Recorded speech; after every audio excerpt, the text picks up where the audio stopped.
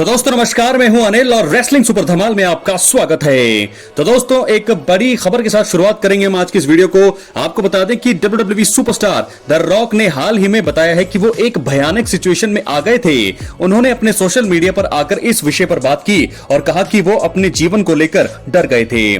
दोस्तों आपको बता दें कि रॉक ने सोशल मीडिया पर आकर फैंस से माफी मांगी और बताया कि वो यूएफएल के शुरुआती गेम को अटेंड नहीं कर पाए। इसके बाद फाइनल बॉस ने इसी बीच एक भयानक हादसे का जिक्र किया जिसका सामना उन्हें अभी हाल ही में प्लेन पर करना पड़ा है। चलते प्लेन में कुछ दिक्कतें आई और इसी वजह से उन्हें मजबूरन वापस जाना पड़ा। उन्होंने वीडियो में फैंस को जानकारी दी और कहा, पिछली नाइट हमारे प्लेन में कुछ दिक्कत थी। पायलट मेरे सामने आए और बताया कि हम समुद्र के ऊपर से फ्लाई नहीं कर सकते। उन्होंने कहा कि हमें प्लेन को वापस हवाई लेना होगा। उन्होंने बताया कि वो मुझे सैफ लैंड करा देंगे। उन्होंने कहा उसके बाद कि हाइड्रोलिक्स में ओवरहीटिंग की समस्या है जिसे फ्लाई करते समय सही नहीं किया जा सकता। तो दोस्तों इसके बाद रॉक ने बताया कि जब प्लेन में ऐसी सिचुएशन बन रही थी तो उनके मन में आया कि जीवन से जरूरी कुछ नहीं है। उन्होंने कहा, हम सभी ने प्लेन में टर्बुलेंस का अनुभव किया, चीजें इधर उधर उड़ रही थी। जब ऐसा कुछ होता है तो फिर आप यही सोचते हैं कि आप सुरक्षित तरीके से वापस चले जाएं। आपको उस सिचुएशन में पता चलता है कि अन्य किसी भी चीज के मुकाबले जीवन सबसे ज्यादा जरूरी है, दूसरी चीजों का कोई अर्थ नहीं है। तो दोस्तों ये कहना है रॉक का। अभी हाल ही में उनको ये बड़ी दिक्कत का सामना करना पड़ा है जिसके चलते थोड़ा उनका जीवन जो है वो अपने बारे में सोच रहे थे कि कहीं अगर कुछ हो जाता तो बहुत सारी चीजें यहाँ इधर उधर हो सकती थी, लेकिन जीवन से ज्यादा जरूरी और कुछ भी नहीं है, ऐसा कहा है, बताया है द रॉक ने। लेकिन फिलहाल दोस्तों इसके बाद बता दें, रॉक एलिमिनेशन चेंबर 2025 में नजर आए। इसी बीच उन्होंने कोडी रोड्स से आत्मा बेचने के प्रस्ताव पर जवाब मांगा। कोडी रोड्स ने मना कर दिया और फिर मेंस एलिमिनेशन चेंबर विजेता जॉन सीना ने अमेरिकन नाइटमेयर को धोखा दिया। इसी के चलते रॉक और जॉन सीना साथ आ गए। रेसलमेनिया में जॉन सीना को कोडी रोड्स को जो है अनडिस्प्यूटेड चैंपियनशिप के लिए चैलेंज करेंगे। रॉक नहीं चाहेंगे कि कोडी रोड्स की जीत हो। ऐसे में वो रेसलमेनिया 41 में आकर जॉन सीना का साथ दे सकते हैं और कोडी रोड्स की हार का कारण बन सकते हैं। तो दोस्तों क्या है आपकी राय कमेंट बॉक्स में जरूर दें। रॉक के बारे में बड़ी अपडेट थी, हालांकि वो अब ठीक हैं और मुझे लगता है कि ठीक ही उनका होना, हम सभी फैंस जो हम यही चाहते हैं कि जितने भी WWE सुपरस्टार हो सभी सेफ रहें और स्वस्थ रहें। तो चलिए दोस्तों बात करते हैं हम अपने मेन इवेंट स्टोरी की। मैं आपको यहां पर बताने वाला हूं CM पंक, रोमन रेंस और सेथ रॉलिंस के बीच जो ट्रिपल सेट मुकाबला मेन इवेंट में बुक किया गया है, ये कुछ कारणों से एक गलती कही जा रही है। ये आपको बताते हैं कि वो आखिरकार क्या बात है। फिलहाल रेसलमेनिया 41 से जुड़ा बड़ा ऐलान देखने को मिला। रोमन रेंस, CM पंक और सेथ रॉलिंस का ट्रिपल थ्रेट मुकाबला मेन इवेंट में होगा। एक चीज लगभग पक्की है कि कोडी रोड्स और जॉन सीना का मैच भी हेडलाइन करेगा। ऐसे में रेसलमेनिया की दोनों नाइट के मेन इवेंट अब सामने आ चुके हैं।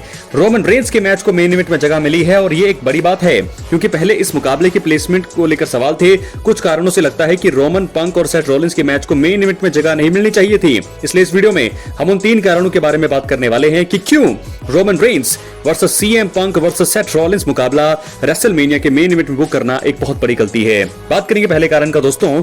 रॉयल रंबल जैसा बड़ा मैच जीतने वाले सुपरस्टार्स को रेसलमेनिया मेन इवेंट में जगह मिलनी चाहिए थी। दोस्तों ये तो बहुत ही बड़ी बात है और ऐसा होना चाहिए है क्योंकि रॉयल रंबल मैच जीतना काफी ज्यादा मुश्किल है क्योंकि 30 सुपरस्टार्स इसमें हिस्सा लेते हैं और इसी के चलते जो जीतता है उसका बहुत बड़ा नाम होता है। रेसलमेनिया में उस स्टार को चैंपियनशिप मैच मिलता है। पिछले कुछ साल से 2 रॉयल रंबल मैच हो रहे हैं। मेंस और वुमेन्स डिवीजन में रंबल मुकाबले देखने को मिले। जे उसो और शार्लेट फ्लेयर इस बार के विजेता रहे। रॉयल रंबल मैच को खास यह बात बनाती है कि विजेता रेसलमेनिया मेन इवेंट करने का चांस पाता है।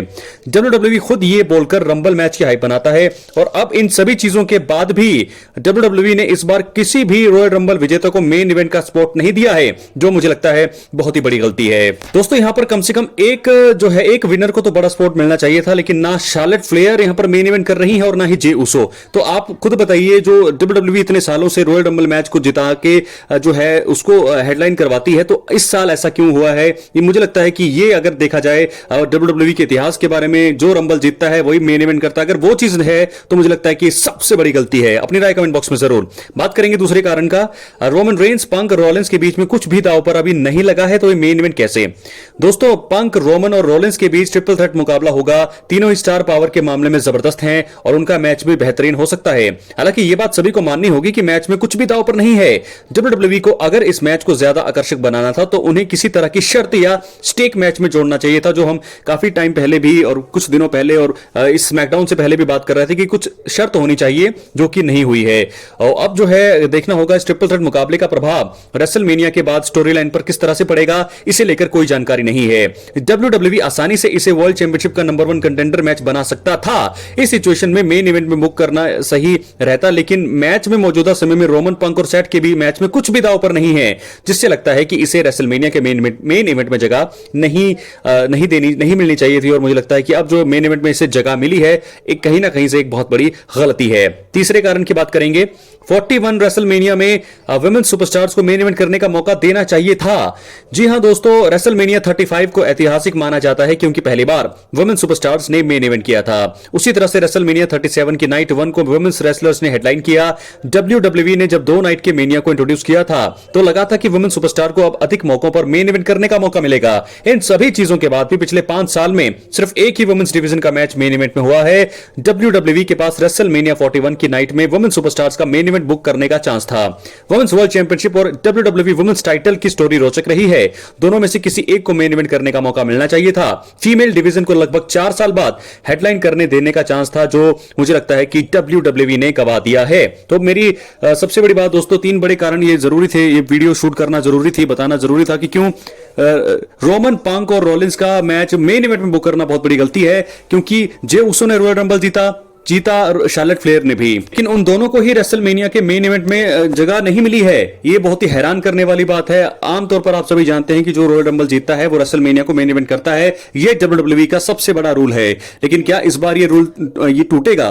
टूट चुका है दोस्तों, क्योंकि अगर रोमन पंक और रोलिंस एक नाइट मेन इवेंट कर रहे हैं और अगली नाइट जॉन सीना और कोडी रोड्स मेन इवेंट करेंगे, तो 2 ही नाइटें हैं रेसलमेनिया में। तो ऐसे में जे उसो का मेन इवेंट कहां गया और कहां गया शार्लेट फ्लेयर का मेन इवेंट?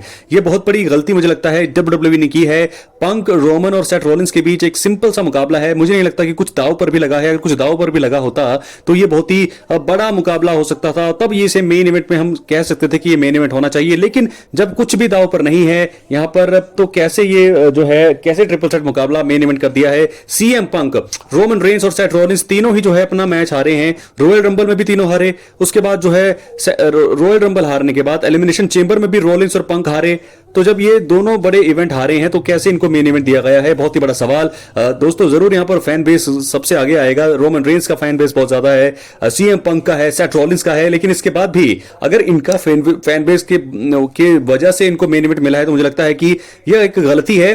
और WWE में एथिक चीजें से काम होना चाहिए, एथिक तरीके से चीजें होनी चाहिए, जो कि मुझे लगता है हुई नहीं है।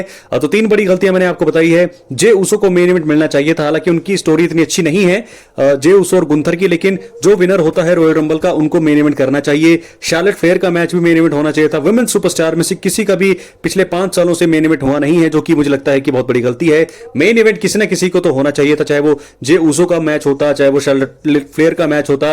लेकिन रोमन पंक और रॉलिंस के बीच ट्रिपल थ्रेट मुकाबला है, कुछ भी दांव पर नहीं है, और फिर भी आप मेन इवेंट इसे करते हैं, तो मुझे लगता है कि कहीं ना कहीं बहुत बड़ी गलती है। आपकी क्या राय है, क्या थॉट्स हैं? अपनी राय कमेंट बॉक्स में जरूर दे। एक बार इस ध्यान से सोच के बताएं कि अगर आप फैन बेस को साइड में रखते हैं कि आपके रोमन फेवरेट हैं, पंक फेवरेट है, रॉलिंस फेवरेट हैं, इन सभी चीजों को साइड करके अगर आप बात करते हैं तो क्या आपको लगेगा ये जो है बिल्कुल गलत फैसला है? बहुत बहुत धन्यवाद।